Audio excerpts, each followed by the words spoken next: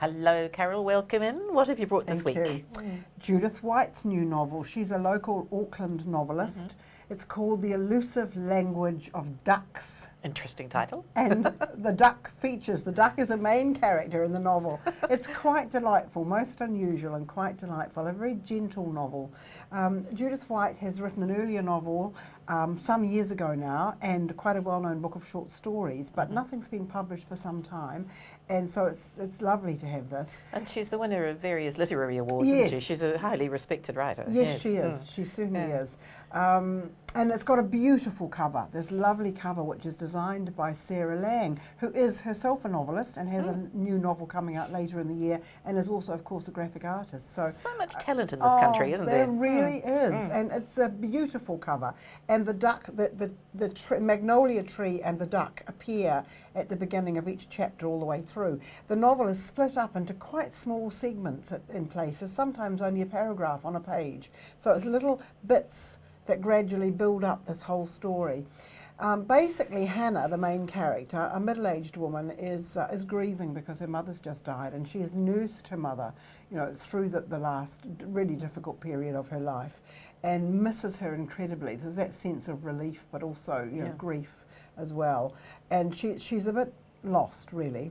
And her husband comes back from a visit to friends in Te Awamutu, I think it is, yes. And they raise ducks on this duck farm, and he brings back this tiny, gorgeous duckling.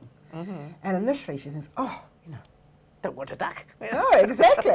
Yes. But she starts looking after it, and of course the duck is it's a duck that's been, its mother's been killed, and it's the last surviving one of a gaggle of, what do you call a group of ducks, yes. anyway.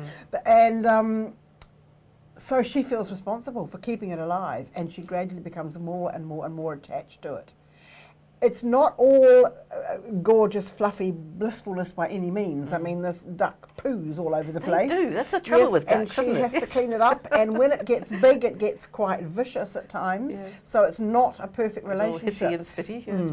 But that's a wonderful reflection on human relationships. A good metaphor. It is a lovely metaphor for it. And the relationship with the duck is quite delightful, really. It's quite subtle. It looks at all the layers and intricacies of human relationships, and in places the duck even talks to her, and you just totally, as a reader, totally accept that she's having a conversation with the duck. It's interesting. This book should come out now when we're getting more and more duck recipes, coming up on television and things. People are eating duck a lot well, now, Lindsey, aren't they? this comes out of the It's a whole different thing. She Yes. cannot bear to go to a restaurant where duck is on the menu. Yes. She cannot bear the thought that for any celebration anyone is going to roast a duck for dinner, because duck would be a bit like roasting a human. Yes, because her duck has a personality. Absolutely. Yes. So it's interesting. It explores the relationship with her husband who leaves. It explores a relationship with her sister, and also with a neighbour next door. So there are interesting human interactions going on as well, but all focusing on the duck. And it has a charm and a gentle, sort of wise humour all the way through it. So a lovely book. Yes. Sounds like a very absorbing read. Thank you so much, Carole Beu.